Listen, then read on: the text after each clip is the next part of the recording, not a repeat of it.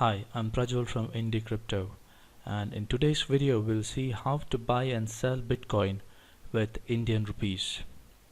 Now, if you have not checked out my previous videos on the top Bitcoin exchanges in India and also how to choose your ideal Bitcoin exchange, I would recommend you to go ahead and check them first. I'll leave the links right here and then come back and check this video. So let's get straight into it. The first step is to choose your Bitcoin exchange. Now, I've already covered this in my previous videos, but I'll quickly have a small summary of it here. Now, the top 3 Bitcoin exchanges I would recommend currently in India are 3 of them being ZepPay, CoinSecure and Unocoin. Now, here are a few of the advantages that I've listed out here of each exchange. But what I would recommend for you is go ahead and register with all the exchanges. Why do I say this? First thing, it's absolutely free to register. You don't have to pay any fees or anything for the registration. It's absolutely free. And also, if you compare different exchanges at different period of times, there will be better price options on different exchanges. For example, there might be a good buy price on ZepPay when it might not be the same on CoinSecure or Unocoin. You can go ahead and buy on ZepPay. So if you already have yourself registered with the exchanges and if you're ready with everything that's required, you can instantly go ahead and buy the Bitcoin at whenever the price is low and make the most out of it.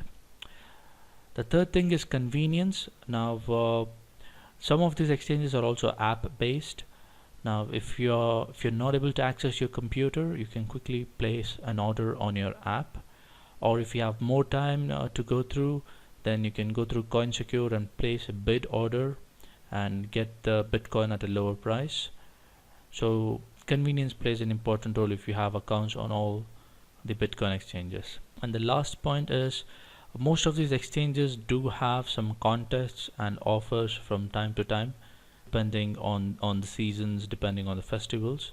So it's always great to have accounts on all these exchanges so that you can participate in the contests and take advantage of the offers. So please go ahead and register with all the exchanges. Now, what is the first step to go ahead and buy or sell Bitcoin on any exchange? The first step is go ahead and signing up with the Bitcoin exchanges.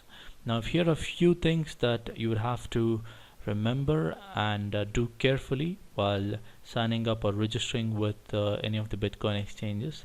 First thing is to use the right email.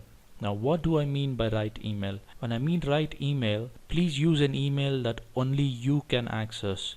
Do not use any email that you and your team or collectively handle it. And also try and use your personal email address which you can access on your phone, because most of these exchanges do send you email alerts whenever there are a login activity or whenever there is a transaction activity on the exchange. So this will help you to keep a track of all the activities that are going on the exchange, and in case there is any suspicious activities, you can instantly make a note of it and shield yourself from any unwanted things. The second thing is to always choose a strong password. Remember, here money is involved, so you need to have a strong password and you keep that password secure and not share it with anybody else. So you can go ahead and Google out how to create a strong password and use all kind of precautions to create a strong password and keep yourself safe. The last option is enabling two-factor authentication. Now, all the exchanges that I mentioned here have two-factor authentication in a form of text message to your mobile phone or as an app like a Google Authenticator. So the first thing after you create your account with your email and password is going ahead and enabling your two-factor authentication.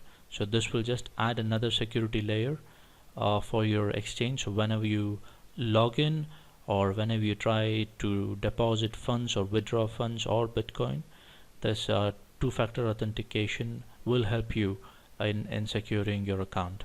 So that's the first step, is going ahead and signing up with the Bitcoin exchange. The second step is to provide your KYC documents.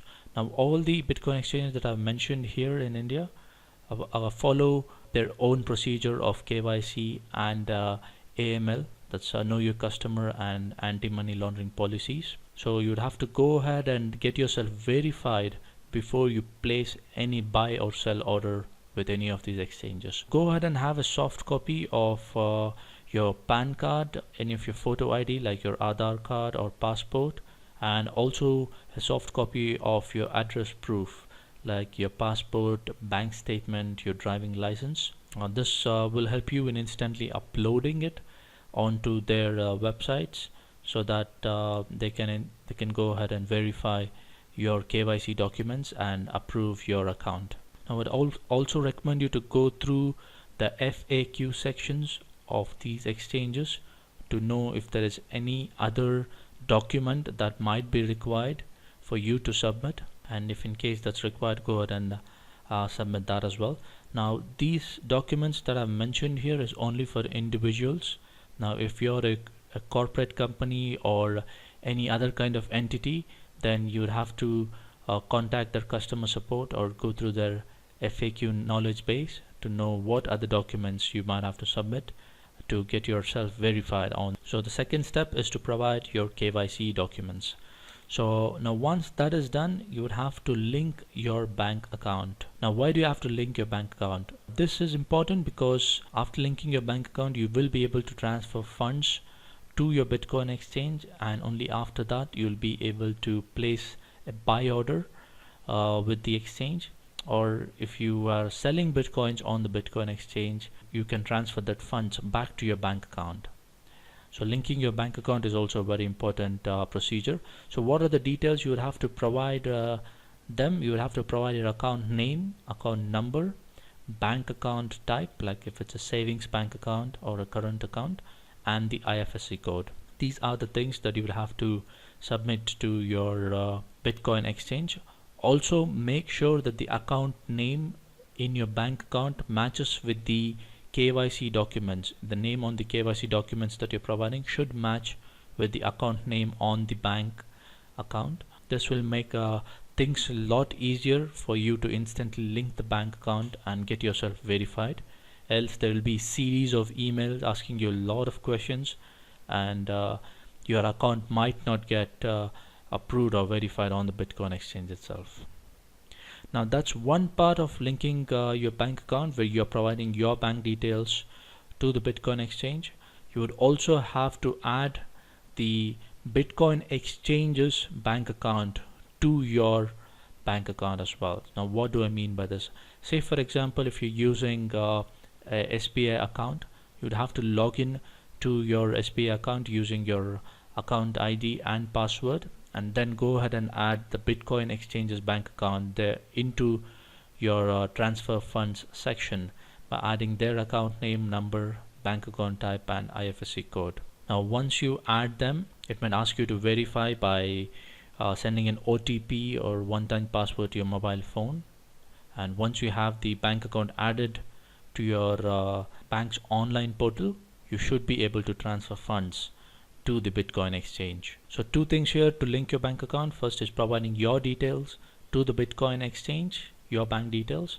The second thing is adding the Bitcoin exchange's bank into your online banking portal. So that's how you link bank account with the Bitcoin exchange.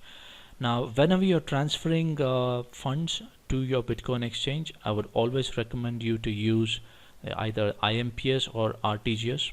IMPS is for funds less than rupees 2 lakhs if you're in India, and RTGS is for anything above that. Now these are instant methods, and this will help you to process things a lot faster. If you go to NEFT, there will be some delays when you transfer the funds, and it will take a huge amount of time for the funds to reach your Bitcoin exchange and then get credited to your online wallet. So always use IMPS or RTGS as your transfer method. So that's the third step, is to link your bank account. The next step is to buy Bitcoin. Now once your KYC documents are approved and your bank account is linked, you can go ahead and transfer funds to the Bitcoin exchange's bank account. And once you have transferred the funds, you would have to fill and submit a deposit form with the details like the transaction reference number and the exact amount that you have transferred. Now, why do you have to do this? Now, a Bitcoin exchange will have many users, maybe in hundreds and thousands. Now, how would the Bitcoin exchange know which transaction or which amount that they have received in the bank account is yours, right? So this is where you would have to fill and submit the deposit form with all the details and make sure the details are accurate, the transaction reference number and the exact amount that you have transferred. Now, once you have submitted your deposit form, if the details match correctly, then they will go ahead and deposit or credit the amount to your Bitcoin exchange wallet. This will typically take around 30 minutes to 1 hour depending on the volumes on the Bitcoin exchange. And if you're using an instant payment gateway, like in case of ZepPay and Unocoin, the money will get added to your wallet almost instantly. So once you have the money in your wallet, and I'm speaking about the Indian rupees wallet on your Bitcoin exchange, then you can go ahead and place a buy order on the exchange. Now, in case of ZepPay or CoinSecure, you can place a bid. Now, what do you mean by bid? You can ask for any price that you want on the Bitcoin exchange, and once the price touches your bidding price, then the order will get executed. Or else you can also buy the Bitcoin instantly with whatever price is mentioned by the Bitcoin exchange on any particular day. Now, assuming that you have placed the order and you have already received, or your Bitcoin order is executed, the next step is to go ahead and transfer the Bitcoin from your Bitcoin exchange wallet to your Bitcoin wallet that's on your mobile phone or on your computer or on hardware wallet or on a paper wallet. Now, here are a few wallets that I've mentioned. These are the mobile wallets like Jax, Coinomi, Bread Wallet, and Electrum is for computers. Now, why do you have to do this? This step is necessary if you are looking out to store Bitcoins for a longer period of time or on the long run. Now, if you're just using Bitcoin, or you've just bought Bitcoin to trade on a daily basis, then you can leave the Bitcoin in the Bitcoin exchange's wallet. Else, I highly recommend you to transfer it to your wallet. Why do I say this? Because you have more control of your Bitcoin when the Bitcoin is in your wallet, because you have access to your private keys of your Bitcoin wallet that's on your mobile phone and on your computer. Say worst case scenario, if there is a hack on your Bitcoin exchange, or if the Bitcoin exchange's website goes down, or there is any other issues, any Bitcoins on the Bitcoin exchange wallet, there are high chances that you might lose it. So I always recommend you to transfer your Bitcoins to your personal mobile phone or computer wallets. That's for buying Bitcoin. Now, if you're selling Bitcoin, the process is reversed.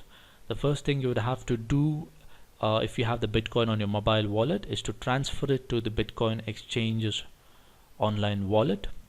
Then place a sell order. Again, you can place a bid for the sell order, or you can place go ahead and directly sell it instantly for whatever price is showed up on that particular day.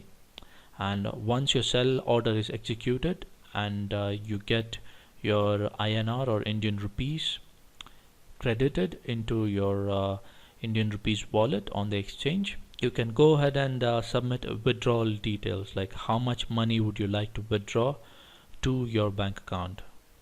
So once you submit that withdrawal details, the funds will usually take around 30 minutes to 1 hour again, depending on the volumes and depending on the working hours of the Bitcoin exchange, and it will reach your bank account. So that's how the buying and selling works on the Bitcoin exchange. So once again, here are the steps summary. The first step is to choose an exchange. Go ahead and register with all the exchanges that I've mentioned, because they're trustworthy and I've personally used all these exchanges. That's the reason I'm recommending them to you. You can always do your research by going online and checking them out as well. And once you have registered with all the exchanges, go ahead and sign up using your email, password, and enabling two-factor authentication. Then provide your KYC documents, link your bank account, and then you can start trading Bitcoin, and then you can transfer Bitcoin and funds depending on your need and necessity. So that is how you trade Bitcoin with Indian rupees. I hope you liked this video. If you did, please go ahead and give me a thumbs up. And if you're someone who loves or you wants to know more about Bitcoin and cryptocurrencies, you should definitely subscribe to this channel. So that's it in this video, and I will see you very soon in the next one.